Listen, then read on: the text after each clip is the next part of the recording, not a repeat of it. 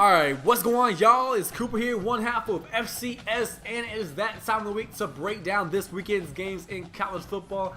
A lot of these games are top 15 matchups, and a lot of these games have conference and college football playoff implications. So with that said, let's go ahead and jump right into it. First one up, we've got Baylor and West Virginia. A lot of people are saying, oh, Baylor's on upset alert. Watch out, West Virginia could sneak up on Baylor. I could see it happening, but I'm not going to pick it. I'm going with the Bears. They came up a big-time comeback win over TCU. So maybe they come out a little lethargic on offense a little bit, but I think they're able to pull this out. I think Baylor's just the overall better team. I think they get that win over West Virginia. Moving on, another Big 12 game. We got Oklahoma and Kansas State. Oklahoma definitely looking to make a statement here.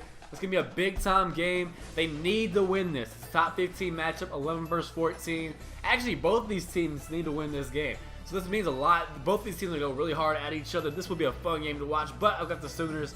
I think they're able to beat Kansas State. Moving on, we got Oklahoma State and TCU. TCU over a gut-wrenching loss last week.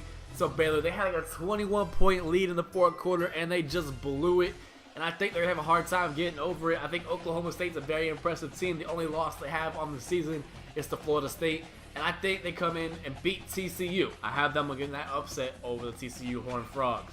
Moving on, we got Texas A&M and Alabama. Texas A&M struggling as of late, as is Alabama, but they've been able to pull out games.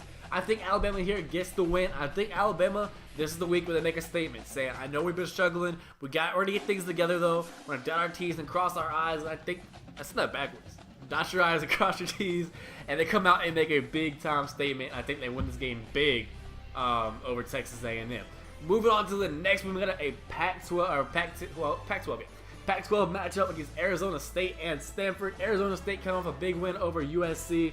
Stanford been struggling a little bit. I have Arizona State in this game. I think their offense is pretty high-powered. I think they pull out this win.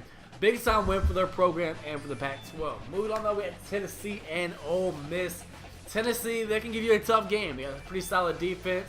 Their offense can make some big plays, but they're not real efficient. If they have a good day, they can beat you. If not, they're not really giving too much of a threat. I have Ole Miss winning this game with not too much of a problem. Next one up, we've got Georgia and Arkansas. Arkansas's got that run game. They've lost 15 straight SEC games, and they've almost beaten Alabama, and they almost beat A&M. Georgia without Todd Gurley in this game, but it's not going to matter. They run by committee.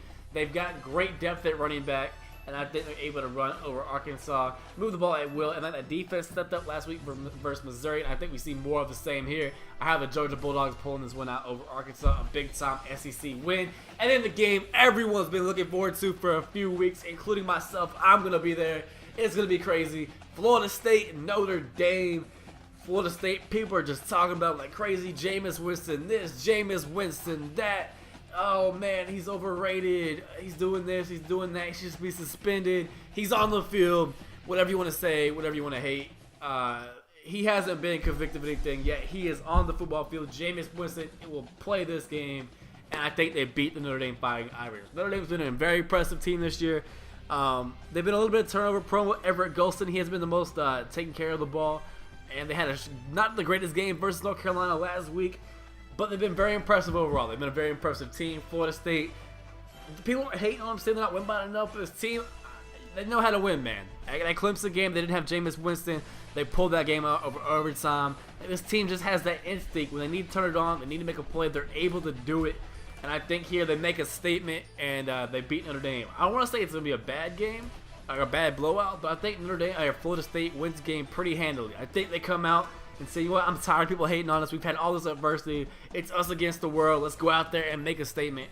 And I think Florida State does just that and beats Notre Dame. I'm going to give it a score of like 42-24, 42-28, something like that. Nothing too crazy, but a pretty solid win for Florida State.